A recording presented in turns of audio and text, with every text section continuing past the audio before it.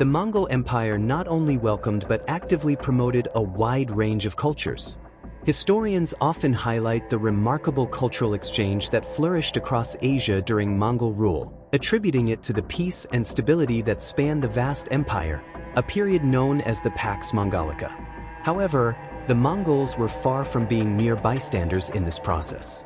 They strategically leveraged the empire's rich cultural diversity to consolidate and extend their power. The Ilkhanate and the Yuan Dynasty. Genghis Khan led the Mongol conquests across much of Asia, and his descendants continued this expansion. After the death of one of his successors, a brief struggle for leadership ensued, ultimately leading to Mongol Khan's rise as Great Khan. Mongol, the son of Genghis Khan's youngest son, Talyuy, belonged to the Talyuid lineage, which played a significant role in shaping the next phase of Mongol rule. Previous Khans had already taken control of parts of modern eastern Iran and northern China, but the Mongol Empire wasn't finished. Iran remained fractured under local warlords, and there was still room to expand into China and Tibet. While Mongol and his brother Kublai were leading campaigns in East Asia, Mongol sent another brother, Hülegü, to bring Iran under control. Hülegü crushed one of the region's major powers, the Ismailis, a Shia sect, and went on to sack Baghdad in 1258. Mongol died the next year, and a civil war broke out among the Mongols. Kublai eventually won and became Great Khan. Although the various Mongol rulers still saw themselves as part of one empire, the unity weakened, and each ruler began shaping their own path. This is when we start seeing the rise of the successor states. Kublai ruled the Yuan Dynasty in China, while Hülegü led the Ilkhanate, which covered modern Iran, Iraq, Azerbaijan, and eastern Turkey. These two dynasties had a special bond. Both were of Talyuid descent and needed to stand united against Mongol rulers from other branches of the family. On top of that, they found themselves ruling over long-established urban civilizations. For the traditionally nomadic Mongols, this posed both a challenge and a great opportunity. They embraced multiculturalism in three main ways: to help govern, to access unique expertise, and to show off their global reach. Administration. From early on, Genghis Khan realized the need to govern settled populations effectively. Sedentary life is different from nomadic life, especially in terms of specialization. Genghis recruited Uyghurs, a Turkic Muslim people, to take on administrative roles. This need only increased as the empire grew. In the Yuan Dynasty, Chinese institutions were adapted to serve Mongol rulers. Bolid Akka, whose father was a trusted member of Genghis' household, became a key figure at the Yuan court. His name was recorded as Polo, which some historians confused with Marco Polo. But in many ways, Bolid was like a real-life version of the Marco Polo legend. He worked closely with Kublai Khan and traveled across the Silk Road. In fact, it's possible he and Marco Polo met, as both were at court in the late 1270s and early 1280s. Bolid spoke fluent Chinese and collaborated with local officials to reshape the administration. He helped revive long-standing institutions like the Office of the Grand Supervisors of Agriculture, which dated back to the Han Dynasty, and restored its ceremonies. In 1273, he began work on the Imperial Library Directorate, preserving Chinese books, maps, and even texts on forbidden magic. A Mongol working for a Mongol Khan, using Chinese tools to govern China. The Mongols often ruled over many cultural groups at once, requiring diverse solutions. In the Ilkhanate, Hülegü faced the issue of conflicting calendars.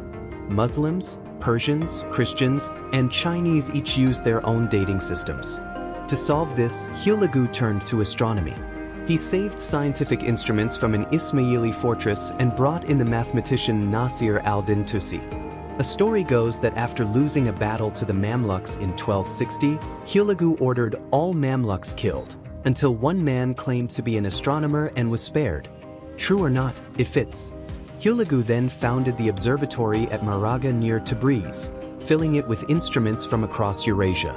Tusi led a diverse team of astronomers, including a Chinese expert from the Yuan court.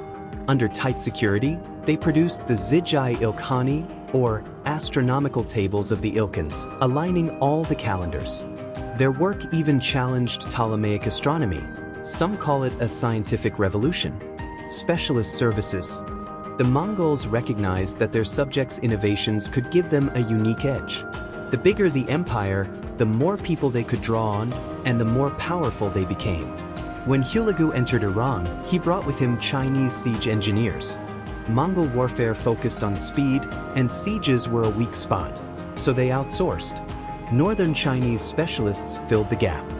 One of them, Hülegü Khan, was with Hülegü when Baghdad fell in 1258. He was descended from Guobaoyu, who had helped crush a major rebellion centuries earlier. Later stories exaggerate Hülegü Khan's achievements, claiming he led the whole Iran campaign or conquered vast territories alone. It's said he captured the caliph by laying a floating bridge to block escape, though this is likely myth. However, Chinese engineers did play a crucial role. One such bridge really did trap the caliph's chancellor, and it's very possible Hülegü Khan helped design it. Some claim the Chinese also brought gunpowder, but most historians doubt that. What they certainly brought was advanced siegecraft and powerful war machines. There were other groups besides the Chinese. Auxiliaries and allies were a key part of the Mongol war machine. At the Battle of Homs in 1281, the Ilkhanate brought troops from Armenia, Georgia, and the Seljuk Sultanate of Rum, all tributary states. They were even joined by the Knights Hospitaller. The Knights were there because Christian Armenian leaders had presented the pagan Mongols as acceptable allies to Latin Christian audiences. They claimed the Mongols treated Christians well, which was mostly true, were near conversion, which was a stretch, and that some Mongol leaders had already converted, which was false. These confidence-building claims by Mongol subjects were crucial to gaining support, even if they didn't help against the Mamluks. For the Mongols, spiritual and magical power was as valuable as physical force, and they used both in conquest. The Yuan Dynasty purposely united various magical traditions. Bolid helped revive ritual sacrifices at Chinese temples, but with Mongol-style animal offerings. Yuan divination used horoscopes from Chinese and Islamic sources. Heavenly signs were seen as omens, so astrology held strong appeal at court. In fact, astrologers competed to predict eclipses most accurately, hoping to win the ruler's favor. Still, the Khans also trusted their own Mongol divination. A Tajikin might read cracks in burnt sheep bones, roll dice, or track the flight of birds. Roger Bacon, the English monk and scientist, thought these diverse techniques gave the Mongols unmatched foresight, perhaps even explaining their military success. Geomancy was another powerful tool. As skilled strategists and nomadic herders, Mongol warriors had a keen sense for the magic of the land. They believed land held spiritual power and could be influenced. One story tells how Kublai smoothed a map, a symbol of the land, and from this gesture, his battle strategy emerged. The land, it was believed, allowed his plan to succeed. The Yuan court also used both Chinese feng shui and Islamic science of sand geomancy to strengthen their rule. Display of power. Multicultural displays were a way for the Mongols to show off their empire's scale and splendor. But it wasn't just for appearances. Mongol ideology, shaped during Genghis Khan's time, claimed they were chosen by heaven to rule the entire world. By gathering symbols from different cultures, they made this claim visible. They may have even believed that showing unity among cultures had a magical effect. Steppe cultures and the Chinese believed a small model could influence the whole, that harmony among symbols could help stabilize the empire. Yuan cuisine mixed a stunning range of styles from across Asia. A recipe book, Yinshan Qingyao, or proper and essential knowledge about drinking and feasting, proves the Mongols didn't just eat their own food and retreat. They fused Chinese and Mongol cooking, like seasoning Mongol barbecued sheep with Chinese spices and serving it with local vegetables. Of the 98 recipes in the book's first section, 28 are Mongol-Turkic, 33 are West Asian with Chinese touches, 3 are Chinese, 1 is Kashmiri, and 28 are unique fusion dishes found nowhere else. Some ingredients, like pomegranates, walnuts, and chickpeas, show clear West Asian influence. The Yuan emperors even had a sherbetchi, the name gives it away, a specialist who made sherbet, a favorite drink of Iranian origin. This role, always filled by a Nestorian Christian, was high status and influential.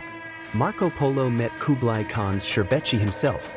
The rarity and cost of ingredients, plus the deliberate fusion, show that the Yuan were creating a luxurious imperial cuisine. It wasn't just about indulgence. The dinner table became a microcosm of the empire. By blending all their cuisines, they symbolically unified their vast realm. While the Yuan dynasty told their story through food, the Ilkhans told theirs through books. Rashid al-Din, a Jewish convert to Islam and physician, became a top minister under Ghazan and later al-Jitu. Alongside Bolid, he promoted cultural exchange between Mongol Iran and China. Rashid al-Din's greatest work was the Jami al-Tawarikh, the Compendium of Chronicles, completed in 1308. In his words, "Until now, no work has told the general history of all peoples and races, but now, under the house of Genghis Khan, the far corners of the world are united. Scholars from China, India, Tibet, the Uyghurs, Arabs, Franks, and others of many faiths are all here in service of heaven. Each brings knowledge and texts of their own people. Wisdom demands we create a complete summary of these chronicles, bearing our name." This was a fresh approach. Instead of focusing on one tradition, like Islamic prophecy, the Jami al-Tawarikh included Chinese, Jewish, Indian, European, and Islamic history side by side. Rashid also used a unique research method. He had a team of assistants and drew on local experts like Kalamashri the Kashmiri monk, and of course, Bolid. He even accessed the Altın Debten or Golden Register, a secret collection of Mongol conquest records kept in the Ilkhan treasury. The scale of the Jami al-Tawarikh alone shows it had the Ilkhan's full support. Such a work could only be made with their backing. Ghazan and al-Jitu saw its value. A universal history suited a universal empire. The Ilkhanate's history needed to reflect the histories of its people to justify its rule. It needed to make sense for everyone. And the Jami al-Tawarikh did just that. It brought many histories together and made them all point to one thing: Mongol unity over the world. Mongol rulers embraced other cultures to show they were meant to lead them. But the exchange worked both ways. As they reshaped other traditions, the Mongols were also reshaped. Over time, this multiculturalism created a new kind of rulership in the Yuan and Ilkhanate.